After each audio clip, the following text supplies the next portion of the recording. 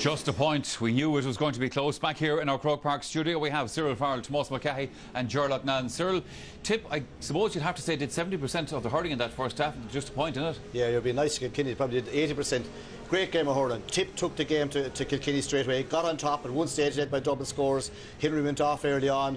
Kilkenny seemed to be kind of in disarray going over. But typical Kilkenny, they hung in. But the hurling and the scores got by Tipperary from long range have been unreal. They've been really up for the game, and they are up for it. But like Kilkenny are going in, and even though they're a point on at half time, Brian Cody be kind of saying to them, look lads, we didn't hurl at all, we're in the game. Now Liam weathered the storm basically. Yeah, Liam Sheedy won't be happy. There should be a lot more up than the 1 point, but still they're a point ahead, and it's still all to play for. But like Kilkenny will be the happier of the two, because they were completely beaten for a lot of that game, and yet they're only a point down. Oh, I know, that's what they're like, isn't it? We're going to take a short break. Further reflection on that first single point. 1 goal and 10 to 1 goal and 9. Cyril Farrell, Tomás McCahey, of course, and Gerlach Nan here in our studio. Tomás, the first few minutes were tense, as we would expect, but then Tip got into it, and they really did make the tonic start, the start they would have wanted to this game. Yeah, and defensively, Michael, they were very good as well. You know, the full back line, the half back line, Padraig Maher, Paul Cornett full back. I mean, they were winning all the high ball that was coming in around the square. They were winning the breaking ball, and they were driving play on, and they were actually getting quick ball up into their forward division as well. And I mean, Kilkenny looked to be in trouble in that first 10 or 15 minutes. And you were saying for Tipperary, tack on a few points and the goal chance will come, you know. And no better man when the goal chance comes than to see the likes of Larry Corbett 1-on-1 inside in the square, you know. And we haven't seen any more of that though from Tipperary in that first half either, you know. And here's it's a high ball by Shane McGrath in the middle of the park. And look, you have Larry Corbett inside, isolated with Noel Hickey and no better man in that position. But Tip have never actually doubled up on that. They haven't gone down that road. I mean, Lara's had to come away out to the half forward line because they started to struggle in key areas in that half forward line there in the last 10 minutes of that first half, where you saw Tommy Walsh coming into his own, you saw JJ Delaney coming into his own as well, you know. So I mean, it's something I think Tipperary will have to rectify for the second half. If you have quality players like that inside, you must get ball in there, you know. So, and that's down to your half forwards outside winning possession and working it inside. Tip did a bit of fouling. They let Kilkenny get scores from frees, and then of course if Larry Corbett is the man to get a goal for Tip, then Richie Power is the man to get a goal for Kilkenny. They're repeating the faults they had in the semi-final. Okay, we look at the goal here, which is, you know, running at the defence. That is the secret with Kilkenny. That's what most of that scores come from. Great ball here, and then Richie Power drifting off his man, not being followed close enough, gets a clear shot at goal, and really Richie is the man that has dragged the Kilkenny back into this game. But just going back into other things again. Yes. Right. Tipperary are going back. The short puck outs. They've been caught for 2 points, 2 frees from the short puck outs. Absolutely ridiculous. The one time they hit long ball into one before, if you watch that long ball coming in, you'll see JJ Delaney, you see Tommy Welch, they all racing back, but before they could get a chance to get back in, the ball had come to a 1-on-1 situation with Larry Corbett. Now what does Larry do? He drifts out around 50 yards out the field, and he's getting no ball out there because Garrod Ryan and Padraig Maher, Garrod Ryan has got a point, but they haven't won a ball between them. Tipperary are very slow. Everybody knew this was their weakness. They're very slow to make the changes in the half-forward line. They have Seamus Canlan, they have Pat Burke, they have Seamus Hennessy, they have numerous options for there. Now, unless they make fast changes, JJ Delaney has now got his confidence up. Tommy Welch is back into the game. Even Tennyson is playing very, very well.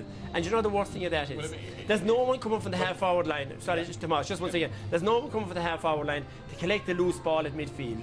Kilkenny are picking up all that loose ball because Larkin is drifting out and picking up the loose ball there, and from that setting up attack. I mean, you don't mind seeing Larry Corbett coming out, Charles. No. You said he's coming out, but somebody must go in. Somebody has to go in around the square. We saw PJ coming out there a few times, ball into his hand, nobody in around him, you know. Yes. So one of the things, Cyril, that Tipperary did well in that first half was apply the pressure. I mean, they're really hunting for it tigerishly. You'd have to say for the first 20 to 5 minutes they really put the pressure on Kilkenny. The tip backs were absolutely fantastic. Padraig Maher wing back, Paul Cornett full back, the cornerbacks, they were all tearing into everything. You'll see a bit of here, like you'd imagine that Kilkenny are going to get loose here, but like who can block? And here's Kilkenny driving forward again, hand pass, he pulls there for a little kind of, there's pressure on there, so he actually, whether he throws the ball or not well, he more or less did it, the ref pulled it for it. But like that's all applied pressure by Tipperary. They did this in great, like for the first 25 minutes. Now to do that though you have to be very, very fit, and to keep doing it is very, very hard, because like Kilkenny aren't all Ireland champions for nothing. Like, and the few minutes before half time, every principal game here this year, Michael, the few minutes before half time is vital. The few points that the team gets before half time can win or lose, and Kilkenny have got these few points to come back into the game that we're really out of. Ironically, we thought Tennyson might be the man whose injury would come against him in his role at centre back. it was Henry that broke down. Yeah, and I mean, it wasn't a collision or anything like that. I mean, it was just a straight pull up on the knee, and it's sad to see something like this, and we can see it here again. Look, it's an unfortunate thing, I suppose. I mean, everybody kind of knew, every specialist that knew, right, that's the nature of a cruciate ligament injury. You might get 60 minutes out of it, you might get 70 minutes, but you might only get 5 or 10 minutes out of it as well, you know. You can nearly see it going under him, and that's unfortunate for Henry Shefflin. And I mean, the round of applause that he got going off the field from both sides. I mean, it was just fantastic to see, and I mean, but just going back to that pressure thing again, putting pressure on is great, and blocking down and all that's great, provided you do it with discipline and you don't give away the frees. Kilkenny have only got 2 or 3 points from play. They've got the goal from play. All the rest has been from frees, and Richie has missed 2 frees, and before that Henry had missed a free. Tipperary have got to tackle with complete discipline, chase the man, close them down, but don't give away the free. The free is a certain point. Okay, we're going to take a break here on the programme, the second half of this year's Let's get their thoughts on it. They're with Marty Morrissey. Thank you very much, Michael. Indeed, before the game, Paul Flynn was going for Kilkenny, Declan was going for Tipperary. I wonder if their thoughts changed. Have you been impressed with Kilkenny? Well, in fairness, Marty, they've come back strong. You know, Tipperary hit them with everything there in the first quarter of an hour, and Lar Corbett got a great goal. But Kilkenny have settled down now a bit. Michael Rice has come in there centre forward, and they're winning all the breaks, I feel, in around the full forward or the full back line. Tipperary are breaking the ball out, and the Kilkenny forwards are making the most of it. And I think Tipperary will have to stop fouling or be more disciplined in the second half. In terms of Tipperary, Declan, Lar Corbett seems to be a real threat, but I get the feeling they're not feeding the ball often enough to him. No, they're doing an awful lot of short passing around the middle third, and again, with the conditions, it's not really conducive to doing that today. I think they need to get more direct ball. They're losing ball in contact, and as Paul said, they're doing an awful lot of fouling. So I think, especially when it's starting to rain even heavier there now, they're going to have to just do a lot more direct hurling, because of a very, very dangerous full forward line, as we saw when they get the ball in there. So that's their aim for the second half. The talk down here is that you would feel that Tipperary might be trying to avoid Tommy Walsh, because there's nothing going down that wing. Well, I'm sure obviously he's in line for Hurler of the Year, and he has been for many years. So yeah, definitely they're trying to keep it away from him. But I mean, you know, they've a lot of movement in there. So let's just pump the ball into the full forward line, especially, not just down on top of the half back line, but there's some of the short poke outs as well, a couple of turnovers. That'll rise Kilkenny. So you just want to keep it simple, especially on the day like this. Get direct ball into the full forward line.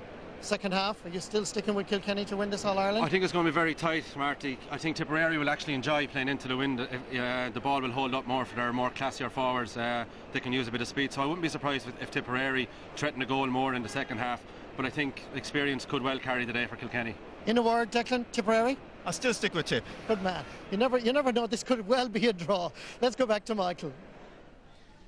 All right, well, Marty, Paul and Declan are 3 of the 81,765 here at Croke Park, and the rain, or the drizzle I suppose you'd have to call it, is getting heavier. You might not really realise it on our cameras, but oh, very nice. That's Kilkenny and Tip, I think, sharing a moment with the looks of it.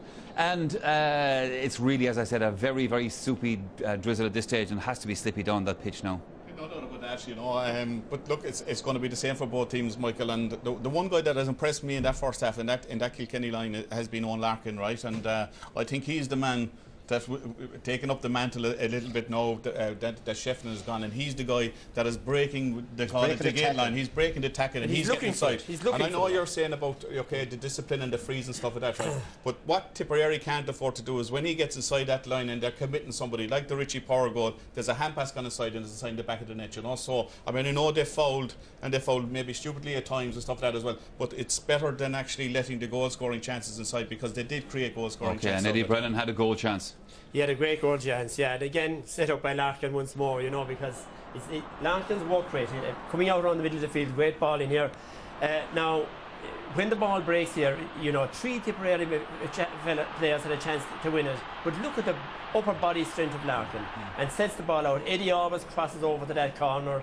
Now, I suppose Eddie, 9 times out of 10, he'd put that ball in it. He took the fast option of not rising and just having a go at it. Ball like that, very, very difficult, especially on a wet surface. Very, very difficult to score. But don't they look really dangerous when they attack down the centre? When Larkin is coming through the centre, if Michael Rice started coming through the centre, that is where they really look dangerous. And you see Noel McGrath in the first, he had a ball like that, went straight through.